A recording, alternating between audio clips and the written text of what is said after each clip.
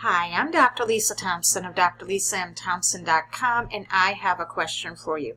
Did you land in Facebook jail where Facebook restricted you from posting in groups?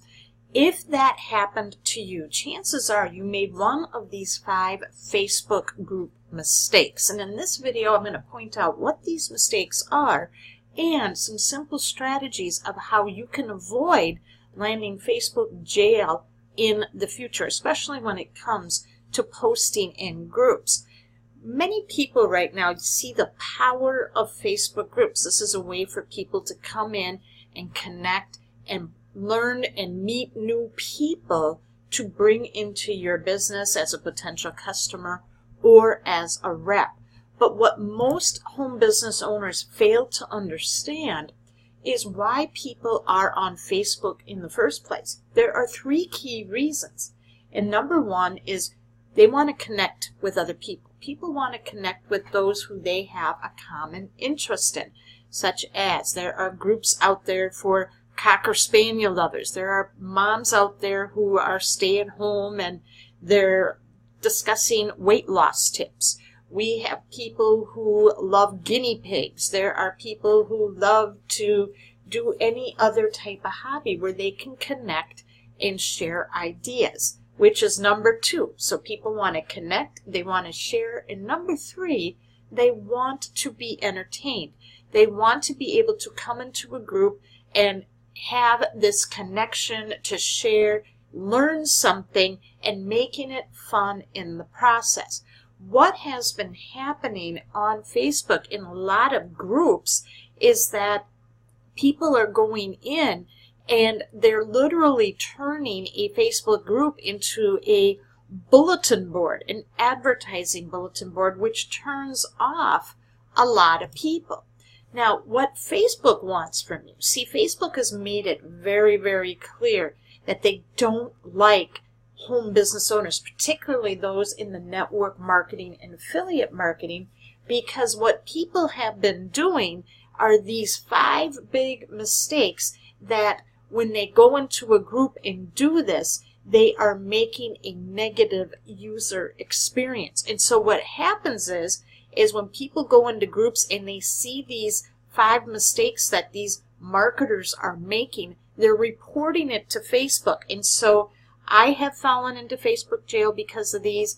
Many other people have as well. And so what we want to do is we want to raise the level of vibration and show Facebook that home business owners and network marketers know how to approach and connect with people in the right way that meets Facebook's standards. And that is, we want to create positive user experiences. So with that said, let's break down what are these 5 big mistakes that people are making in Facebook groups and then how we can avoid that in the future.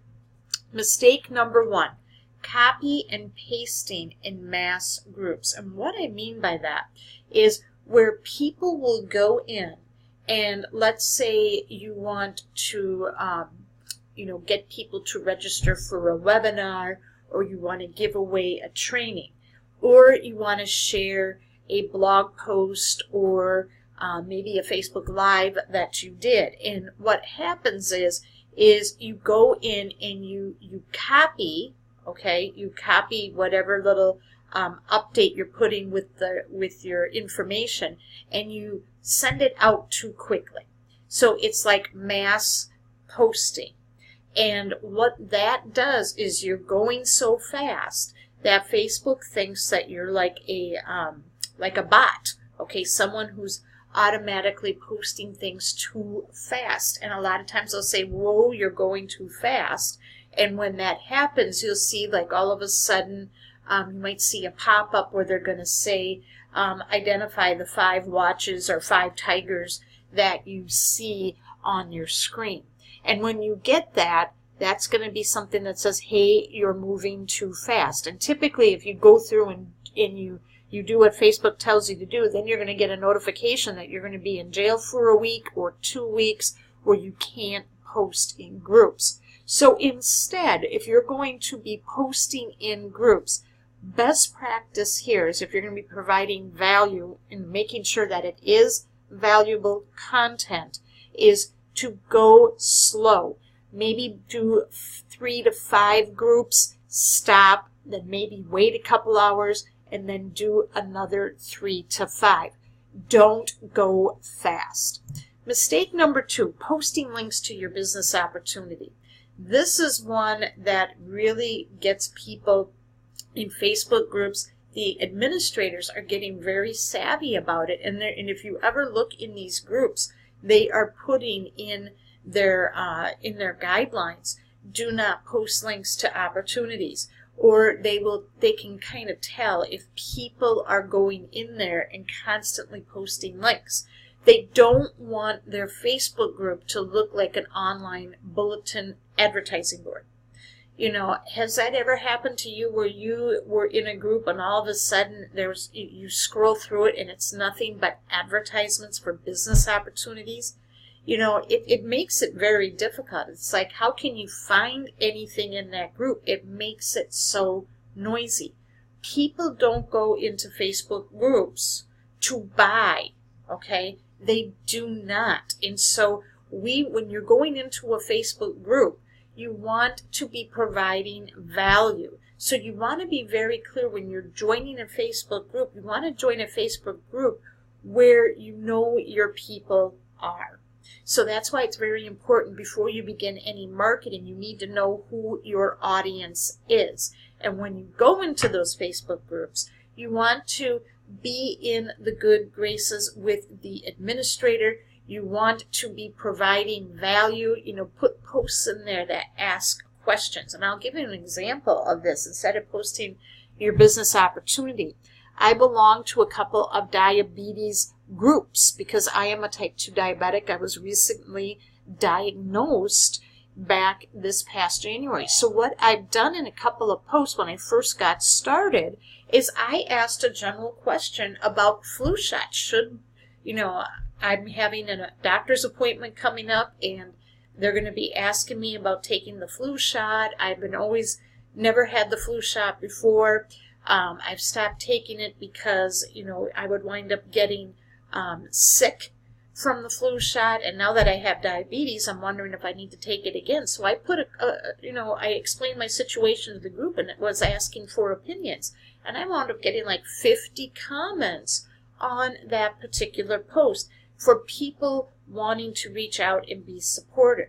So that is an example of me going in there and just asking questions. You know, that is a way where you can find out what the pulse that people have, you know, what issues and hot buttons. So in that diabetes support group, the flu shot is a very big hot button. That gives me more idea of how to produce content that I can put on my fan page to connect with more people.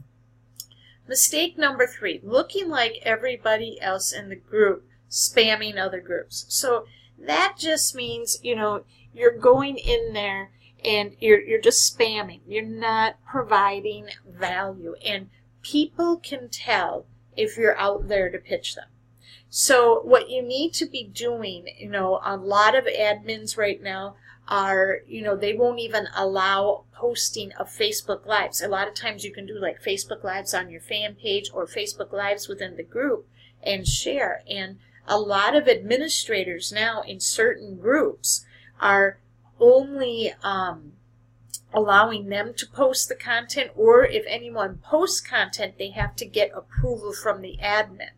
So what you need to do is that if you want to do Facebook Lives, I would suggest best practice when you get into a group, find out who the admin is and just reach out to them, talk with them, say, you know, I would love to do a Facebook Live, kind of tell them your story a little bit, especially if this is a group like for me, for being a diabetic, if you can have permission to do Facebook Lives within the group, but always stay within the group guidelines. So make sure you're always reading what the group rules are, and, you know, reach out and develop some relationships with the admins, because if you are doing that and you're edifying the admin, they're going to in turn say, you know, this person's really wanting to help serve and provide value to the community. So when you're going into groups, always be posting good content, share some tips, share some strategies, and you really don't want to be putting your links, you know, like to webinars or free trainings in there right now. What I would do instead is, if people want more information, just have them comment in the comment section, you know, or have people friend you on Facebook. Ask for the friendship, okay? You know, you don't want to be saying that I'm in here to sell people on anything. That's where people start getting, that's when you wind up getting flagged by the admins, and those admins will report you to Facebook as well. Mistake number 4, make posts that solicit money or income streams. Don't go in there and make posts that, you know, you're flashing cash or you're showing off luxury items. You know, you don't want to be doing anything that says make money from home. I'm looking for the next 5 people to, you know, make their dreams come true and achieve financial freedom. You know, or you're making absurd weight loss claims. Those are things that are going to get you banned from the group, and also you're going to land in Facebook jail. You want to be serving the community, and you want to be focusing when you're meeting people in Facebook groups. Create conversations over conversions. Make the friendship first. Reach out and make the connection. Always provide value. Think about, what can I do to make an impact to serve the audience? Because if you start providing great value in these groups, people are going to be like, wow, you know, they're going to want to go and naturally check you out on your Facebook personal profile, and then you're going to be developing that relationship further down the road. Finally, mistake number 5, if you're going into groups and telling people to join now or ground floor opportunity, you're putting those types of words in there, that is immediately screaming a pitch. You are going to turn people off. People are not going to listen to you, and you're going to get banned. Best practice again, always provide value. Now think about it. If you were to create your own Facebook group and you wanted to bring people in, and you wanted to build a community, how would you feel if people started going into your group and started doing these 5 Facebook mistakes? It would drive you pretty nuts trying to weed everybody out. So always do things to be serving and creating value. And I'm going to tell you a little trick that I've learned to do when you go into a Facebook group. When you're a part of a Facebook group, you're always going to see who the members are on the right side, and you're going to see in the little parentheses, they're going to say new members added. You click on that new members added, and then what you can do is send them a welcome message. Facebook has a little pop-up that says welcome them to the group, and I'll go in there and I'll say, hey, welcome to the group. You made a great decision, and whatever that group is, the admin here provides great resources to help us do whatever the purpose of the group is, and the support here is just amazing. And what you're doing is you're edifying the group admin, telling them, you know, hey, they're doing a really great job providing value to this group. And so when you're welcoming people like that, you'll be amazed at how many people will open up and say, hey, thank you, this is what's going on with me. And then you let the admin come in and leave some comments too. And you're showing the group administrator that you are looking to serve, you're looking to help the community, you're not looking to pitch or to sell products. So keep these 5 mistakes in mind and just focus on serving your audience. Remember, you have to build an audience and engage your audience before you can sell to your audience. So when you use Facebook groups the right way, your prospecting is going to become easier. You're going to be talking to the right people, the most targeted people, who are eventually, and when you're doing the conversations over conversions, you are going to wind up enrolling more customers and reps into your business with ease. Did you find this video valuable today? leave a comment and share, and tell me what was your biggest takeaway from this video. Now, if you want to know more about the system that I use to learn how to brand myself and to provide value, not only on Facebook, but on other social media networks, in learning how to serve people by being the expert in different Facebook groups, I want you to check out the system that I use that gives me the tools, the training, and the support. All you need to do is go to drlisamthompson.com/recipe, and you can get all of the information there. Thank you so much for watching, and I will see you in the next video.